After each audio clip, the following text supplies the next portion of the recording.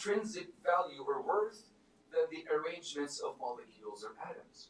You don't get any value because your origin is chance plus matter plus time. So what kind of value will you have if your origin is matter plus time plus chance? Let me share with you what Peter Singer, I'm giving you the answer, I'm giving you quotes or excerpts to affirm the point I'm making. Peter Singer is a professor of bioethics at Princeton University. He's very interesting. He does a lot of TED Talks. One of his TED Talks, he said the following in his work, Practical Ethics. He said, human babies are not born self-aware or capable of grasping that they exist over time. They are not persons. Therefore, listen to this, the life of a newborn is of less value than the life of a pig or a dog or a chimpanzee. And guess what? When he said these words in his TED Talk, standing ovation from everyone. So, listen, are you surprised? I am not. As a matter of fact, that's precisely what I would expect from an atheist. I'm not surprised. I am saddened, but I'm not surprised. Because according to their worldview, this is the natural result. Because if you came from nothing, from chance, if you are some molecules in motion, what kind of value do you have? Nothing. So I am expecting to hear this from an atheist. Sad, but expecting. By the way, he also says a lot of other things.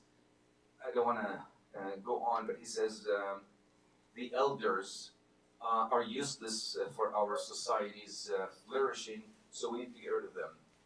The handicapped, they are not, good for our evolutionary process. We need to get rid of them. And what happens as a result of his very eloquent speech? Standing ovation from the audience. All right. Next, what is our purpose? Well, we said who we are, our nature, where we came from. What is our worth and value? Right? Now, الهدف, what is our purpose? Well, particles and molecules act according to natural processes because you are a machine that is programmed to say these words, to do these actions. There's no such thing as free will. And if you study Richard Dawkins, any of you heard of Richard Dawkins, because I mentioned his name example. Richard Dawkins, the famed atheist. He's on record, and I have a couple of YouTube videos to show you if you want to expand on this or expound on this, is that he said there is no free will. Free will is a delusion. We are machines programmed, determined to do what we want to do and say what we want to say. So what is our purpose? No purpose. Here's what Richard Dawkins said in his work, River Out of Eden. Listen to what he said. In a universe of blind physical forces, by the way, Richard Dawkins is the most vocal atheist of our time. He's out of Oxford University in England. In a universe of blind physical forces and genetic replication, some people are going to get hurt, other people are going to get lucky. You will not find any rhyme or reason in it, nor any justice. The universe we observe has precisely the properties we should expect if there is, at the bottom, listen to this, no design, no purpose, no evil, and no other good. Nothing but blind, pitiless indifference. DNA neither knows nor cares. DNA just is, and we dance to its music. Here's Mr. Dawkins on record saying, we have no purpose in life. We have no good. We have no evil. We have no design. We're just basically machines going to God knows where. You say God knows where, but doesn't know where. So that's naturalism or atheism. Responding to these four questions: nature, origin, value, and purpose. Let's look at the other worldview that governs our society, equally governs our society, which is postmodernism, which basically says truth is dead. No absolute truth. Who are we, according to postmodernists? We are whatever we want ourselves to be. This month, I feel like I want to try to be whatever, a woman. Next week, next month, a man. Following month, all kind of different animals. The following month, so on and so forth. Why? Because I feel this way. You remember what I said about postmodernism? It's all about your feelings. If you feel you are a man trapped in a woman's body, then you must be a man trapped in a woman's, and so on. And you act upon that. So you make up your own nature according to however you feel. Here is what Walter Anderson, a postmodern political activist and scientist, said. In the postmodern world, you just don't get to be a single and consistent somebody. That's boring. I mean, are you going to be always a man? Oh, hi, Habib. You can have it's a good guy. Come have a seat right next to Marina right here. So in the postmodern world, you don't get to be a consistent somebody. It's boring. Imagine being a woman all your life. Change it up a little bit. You want to see what it feels like to be a man. It's interesting to add spice to life. That's the postmodern world. Here's the other question. Where did we come from according to postmodernism? We don't know and we don't care. In the postmodern world, maybe we evolved, maybe we didn't. But in the postmodern world, we divorce, or postmodernists divorce our nature from any objective historical events. Doesn't matter where we came from. Here's what Jim Leffel, here's what Jim Leffel said. He's a professor of philosophy at Trinity College. He said, according to postmodernism, humans are social constructs. We're what? Social constructs. Or socially determined beings. We have no individual personhood because we are the product of culture. Now, I want you to think of all of these things and tie this back to the list of topics that I mentioned earlier, and you see the correlation. Do you get my point? Okay? Now, third question, what is our value? We have no value, just like naturalists. Our value is whatever we ascribe to ourselves. Just like who are we as far as nature is concerned, we can be whoever we want ourselves to be. No intrinsic value. Here's what Jim Leffel also said. There is no universal human essence, no stable personal identity, and consequently, no inherent human value according to postmodernism. You are worthless on the postmodern ideology. What is our purpose?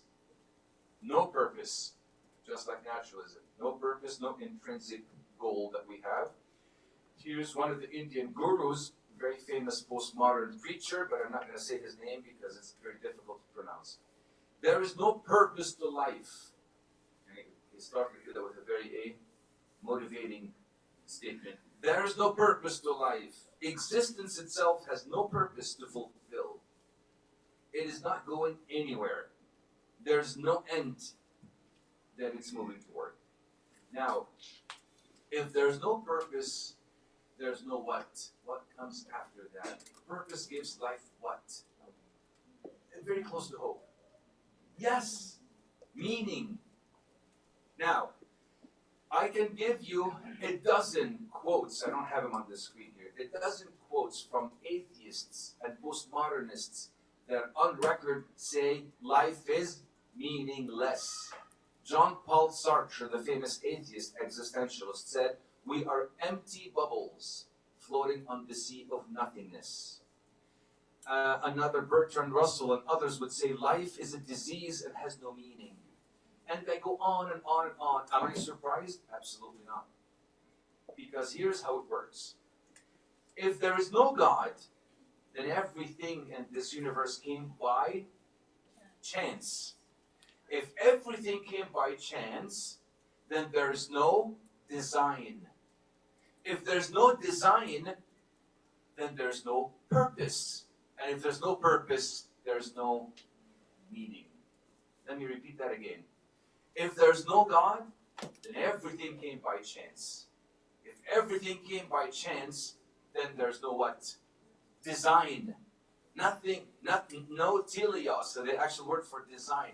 No design, everything's by chance. Well, if there's no design, then there's no purpose.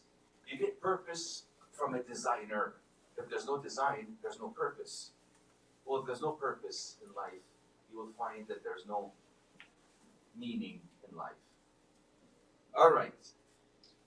So, not to depress you, but this is naturalism and postmodernism. Do we have any commonalities between the two worldviews? Yes. What are the commonalities? Yes, sir. Postmodernism states that society dictates how you act, and naturalism states that your instincts and that how your biology states how you act, and that very close. Yes, and actually, yes, to an extent, yes. And I'll share with you some more commonalities, more than in addition to what you said, Kyrillos. Naturalism and postmodernism, they both deny the existence of God. Both of them deny the existence of a supreme, divine creator. Both of them also affirm human autonomy. I am my own God. Both of them reject any absolute reference to truth, to meaning, to purpose, and to value. Now, I think I shared this with you on Friday, so I'm going to skip it for the sake of time. Did I not share this with you on Friday? I think most of you who were here on Friday. Yeah, we went through this before. So let's skip it. Let me share with you the impact of these worldviews. I call these worldviews the religions of our society. Remember that. On our culture. What's the impact in words? And these words we use in our common language. Here are some examples. Be your authentic self. I'm sure you've heard this many times. Be authentic. It's part of our vocabulary. Where did that come from? I'll tell you where that came from in a second. You do you. I do me. Don't we hear this all the time? What does you do you mean? You create your own world. Create your own truth. Create your own reality. You do you. There's nothing absolute for me and you. Here's another expression. Life is short. Dare to live your truth. Not the truth, your truth. Because your truth is your truth. I have my truth. Is there truth for both of us? No. So, what other expressions? I am my own God. And so I can give you a lot of those, what's the word I'm looking for? Sound bites that became part of our vocabulary. But they all come from postmodern ideology. Let me share with you the impact on our society. It's sad, but I'll share it with you anyways. Postmodernism and naturalism. Here's the impact. LifeNews.com. Some news excerpts for you. The woman has an abortion because she couldn't fit into her wedding dress. Surprised? Not surprised. Health. CNN Health. First child dies by euthanasia in Belgium. Here is parents.com. This is just a couple of years ago. A transgender man gives birth to healthy baby, talking now, navigating pregnancy as a man. Here's another one, Mirror.com, a couple of years ago. A transgender man gives birth to non-binary partner's baby with female sperm donors. Now, don't ask me what that means. It's too complicated. And so on. First, at Washington Post. First ever baby born using 3-parent genetic engineering technique. And the list goes on and on and on and on. Again, are you all surprised? Are you saddened? Yes. But I'm not surprised at all. Because this is the natural byproduct or consequence of postmodernism and naturalism. There is an expression in philosophy, if you study philosophy, there's an expression that says, ideas have, who can finish that one last word? Truth. Ideas have consequences. Somebody said that? You said that? I'm not surprised you said that. Thank you. Ideas always have consequences. This is actually a field of study in philosophy. That expression, ideas have consequences. What you know in your head to be true will always be manifest in your actions. If you garbage in, garbage out. Truth in, goodness out. And when truth is in, goodness is out, what you have in your heart, joy. That's why the three transcendentals are truth, goodness, and joy. And these are three transcendental attributes of God that humans throughout the years and the ages have strived to attain. Truth, goodness, and joy. You put truth in your mind, nourish your mind with the truth, your behavior will be filled with goodness. Your sentiments and feelings will be filled with joy. But if you put falsehood in your mind, that's what you get. Garbage in, garbage out. So, now that I depressed you, let's cheer up a little bit. What is the Christian worldview? You know, the naturalism, or postmodernism. What are the four questions? Who are we, our nature, our origin, where we came from, our value and worth, and our purpose. Let's see the Christian worldview and the response to these four questions. Who are we? Oh, oops. Oh, now you get it. Who are we as Christians? Okay, very good. Created in God's image. This is who we are.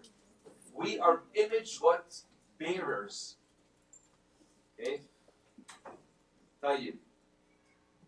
Because we are created in the image of God, this question kind of it's implied. Where did we come from? Did we come from evolutionary processes or some blind process of evolution? No, we came from God. God created us in His image. So where we came from and who we are, they're two basically sides of the same coin. Okay? Now, what is our value? Do we have any value? Because we are created in God's image, what's our value? Let's respond biblically with this verse from the scriptures, the New Testament. Yes? Since we are created in God's image, we hold a sense of dignity. Very good. Sense of dignity and worth. But if you know there's a verse in the New Testament that specifically speaks to our value. Yes! Of course, yes, I would. We are worth the precious blood of Christ.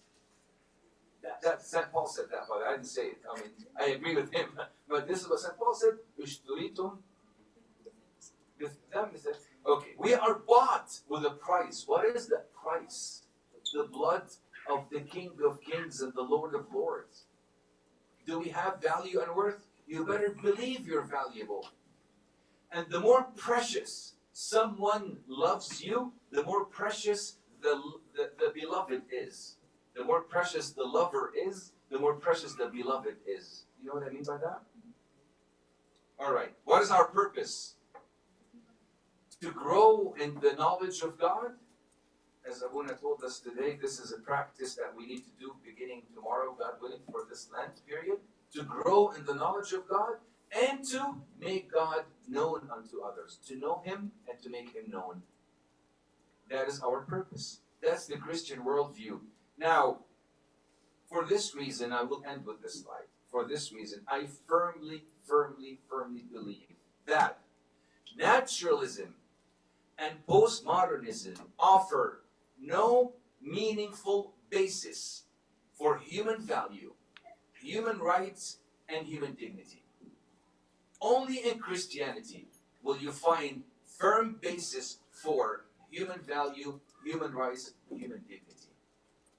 So if you're an atheist, or a naturalist, or a postmodernist, and you're going to the United Nations advocating for human rights, I would like to ask you a simple question.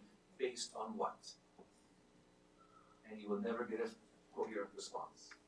And I did ask many atheists these questions, by the way. No response. Based on what? Where do you get this value from? Where do you get this dignity from? If you are the product of chance, give me your value. If you're molecules in motion, how valuable are you? If you're moist robots that eventually you're going to rot and die and cease to exist, what kind of value do you have? Why are you even fighting for human rights? They don't even exist. Where do they come from? Only in Christianity you'll have rights, dignity, and values. You know what they do? They steal from God to defend their cause. Very interesting.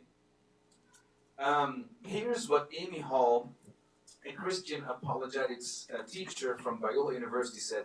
There's no God in which, she's claiming those who advocate for human value and dignity and worth who are atheists, she says there's no God in which to ground intrinsic human value and the resulting universal human rights. Therefore, there's no such a thing as intrinsic human value or universal human rights. Instead, rights are given by a group of people in power, the government, to individual humans who are able to win those rights by meeting the qualifications set by that group, the government.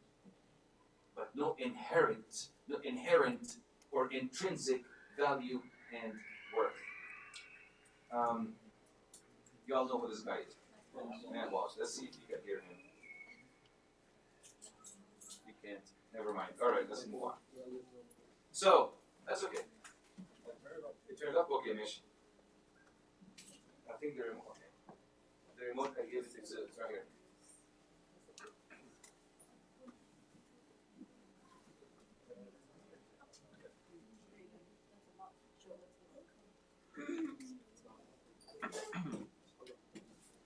Wade, we were told that by the left, including, when the Supreme Court made the decision about Roe v. Wade, we were told that by the left, including many of them secular atheists, doesn't matter what the Supreme Court says, women have the right to abortion. What do you mean right? What are you appealing to exactly when you talk about this mystical right that exists? You're not appealing to God. What are you appealing to? If you can only appeal to man, if you can only appeal to the government, then it's up to them what the rights are. And it doesn't make any sense. If the government says you have a right to this, it doesn't make any sense to say, no, that's not true. What do you mean it's not true? According to you, a right by definition is simply whatever the government says. This is a real problem that I don't think anyone on the left has even attempted, very few people on the left have even attempted to confront or deal with or wrestle with. And it just makes everything they say about human rights totally meaningless. Well said. He just says it much more eloquently than I can ever say. So, here we go. Human rights don't exist on the atheistic worldview. When the Supreme Court Only on the Christian worldview will you find rights, dignity, worth, and value.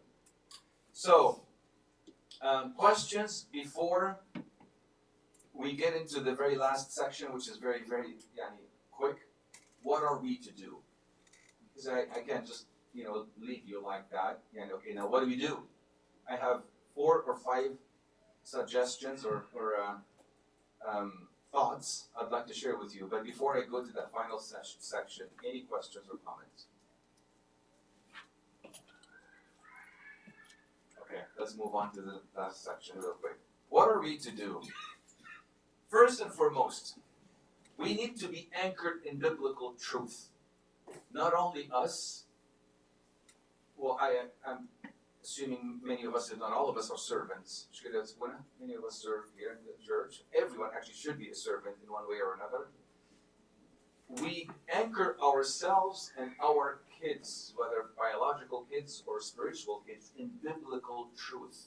Meaning, what does it mean to be created in God's image? Remember the overarching question we're solving for?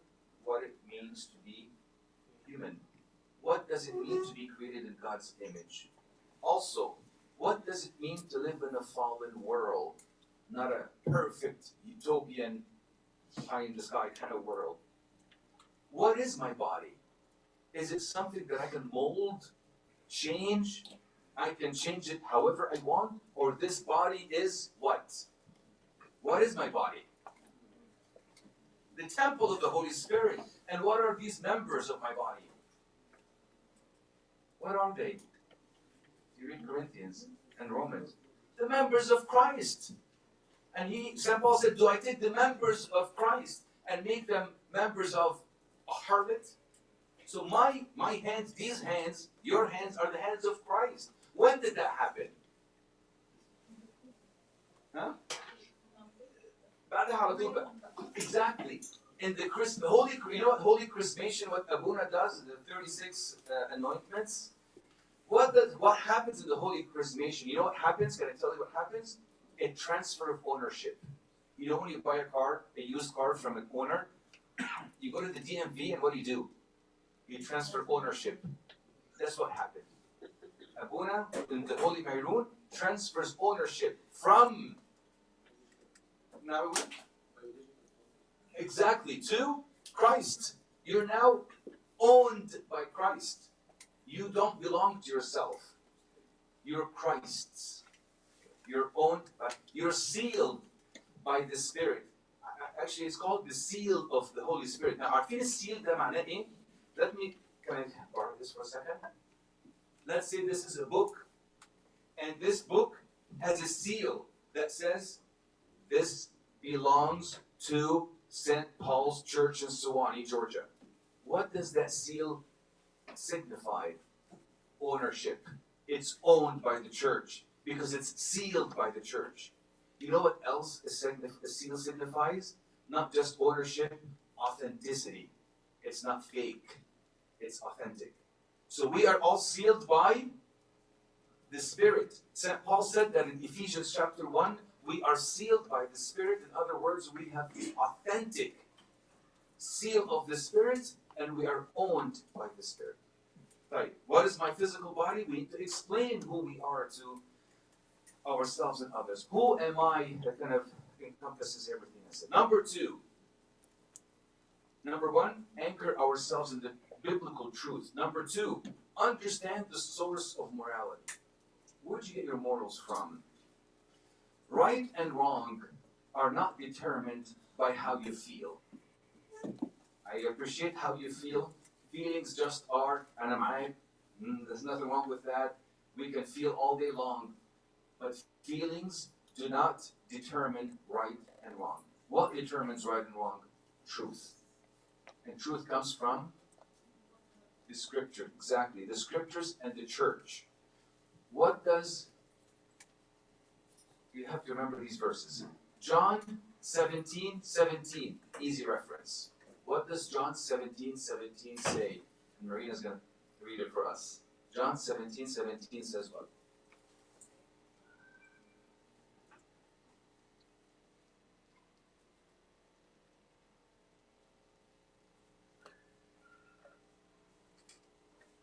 Sanctify them by your truth, your word is truth. Perfect. See how straightforward this verse is? Your word is truth. Where do I get truth from? The Scriptures. Another verse that refers to the church as the ground and pillar of truth. So where do I get the truth from? The Scriptures and the church. Not from my feelings. Because your feelings today will be very different from your feelings tomorrow. But the truth of the Scriptures and the church, today, tomorrow, forever, is the same. So where do I get my right and wrong from? You know where they get that, where you get that from. The need to discern what is authentic and what is counterfeit. And the misery of sin and the joy of righteousness also need to be included. Number three, number one, biblical truth. Number two, source of morality and source of right and wrong. Number three, remember our purpose in this life. What do I mean by that? What are we to this world? What's our mission in this world? To have fun, to enjoy our lives, to a lot of other things that are physical in nature, or are they, or do we have more of a higher purpose or goal in our life? Here are two other questions. What are we to this world? And what is this world to me? Very important to discuss these things. Who am I to the world? As I mentioned to you on Friday, we are what? Light that gives sight and life to the world. This is who we are, salt of this earth. And what is this world to me? What is this world to me? Can someone tell me, what is this world? You know what? I'll make it simple. You know what I think? تأمل كده, اجتهاد. You know what this world is to me? Someone that goes like this. A pointer to what? To what lies beyond it. I'll give you an example. Let's say you're driving on Highway 75 and you're in an area where there's no exits for the next 20 miles or so. You're starving. You're hungry. And you see a sign that says food next exits, and you have pictures of your favorite restaurants. And you begin to salivate. Okay? Remember Pavlov's dog? Okay? What would you say if you find someone driving, he finds this sign, parks his car right underneath the sign, and holds onto the sign so ever tightly, hoping to be nourished and satisfied? What do you think? What do you say about someone like that? Yeah, exactly. Crazy, right? Well, my dear friends, we do the same thing. This sign is not going to give you the fulfillment. It points to what's beyond it. This world will never give you any fulfillment. It points to what's beyond it. So whenever you see a beautiful sunset, you can say, what a wonderful sunset that is. Good. But you need to look at the sunsetter, not just the sunset. What lies beyond the world, this is where you get the fulfillment. But if you hold on to this world, hoping to be nourished, fulfilled, and satisfied, you'll end up being even more miserable. Because you'll miss out on what. So that's, to me, this world is someone that goes like this. I'll give you another example. You guys have pets, not very smart pets, and you put the food in the kitchen and you're right here and you point to where the food is, and then your dog comes and sniffs your finger. Mushkila? Am I right? Right? Thinking that the food is here.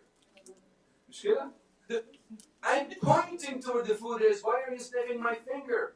Well, our society has conditioned us to be adult finger sniffers. That's what our society conditioned us to be. We attach ourselves to the world, hoping to be nourished. We're fools. Forgive the time. Sorry, I am a fool for mistaking the signpost for what is signposted. For the sign to what it signs. Anyways, you get the point. All right. Number 4. Speak the truth in love. That's a verse in, if you can, someone give me the opens to Ephesians 4:15. Ephesians 4:15. Somebody, whoever gets it, can read it for us. You have it? Oh, okay, sorry. She got it first. Brothers, speaking the truth in love, we are to grow up in every way into Him who is the head, into Christ. Excellent. Thank you, Julie. Speak the truth in love. Always say the truth, but do it packaged with what? Love. Don't compromise the truth because of love, and don't compromise love because of the truth. So be bold, be courageous, be audacious, be confident in what you say, but do so with grace, with love, with humility. Stand firm in what you know to be true. This is something I've been telling my son before he goes to college repeatedly, almost every single day. Be firm in what you know to be true. Learn from Daniel, Noah, Moses, Joseph, and of course St. Paul. Lastly, pray that God may give you guidance and protection against the challenges in this world. So 5 things I wanted to leave you with. Number 1, again, anchor yourself and those whom you serve in biblical what? Truth. Number 2, understand your source of morality. It's not how you feel. Where does it come from?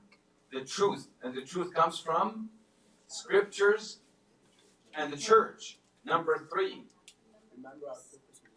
remember our purpose in life, or who we are to this world and what this world is to me. Number 4, speak the truth in love. And number 5, which number 5 should be all over, beginning from 1 and 5, pray consistently, always, incessantly, so that God may give you grace, guidance, protection. Glory be to God forever and ever. Amen. Any comments, questions? Abuna, if you want to add anything, please. عندنا وقت for a few minutes for questions? Okay. Questions or comments or objections or anything? Anything. Hopefully this was relevant to you all. And I don't mean to come across as an alarmist, but I just wanted to share with you the challenges that we have around us in this world and what we do, how to respond. Come on, we're not leaving before we get a question or two. And there are no wrong questions. Yes, Samuel. Samuel, right? Yeah. Yes. What is your opinions on humanism? Humanism, well, I'll tell you, because I did study the Humanist Manifesto 1 and the Humanist Manifesto 2. They're 1 and 2. And basically, here's the theme of humanism. Secular humanism, precisely. Man is the measure of all things. That's the underlying theme of this movement. Okay? So, I say that humanism is anti-theistic, anti-Christian, because it looks at you as a human to be your own divine being God. And it denounces and rejects the existence of our Lord Jesus Christ. So I don't think it's something for us to know, to be made aware of, and to respond to. Yes, Marina. What is manifesting according to Christianity? I like that it says God. Oh, I was thinking of something else. You're talking about I know people say it all the time, but a manifesting. the word Yeah. Oh, this is